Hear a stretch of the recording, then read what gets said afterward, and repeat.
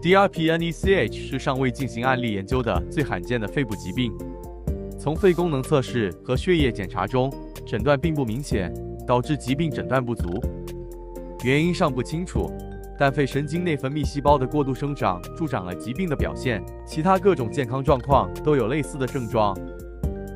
这种疾病在中年、不吸烟的妇女中占主导地位。Aguayo 在1992年发表的一项案例研究中，首次解释了 DRPNECH。医生检查了6例病例，所有病例都有类似的症状。专家认为 ，DRPNECH 是肺癌的前兆，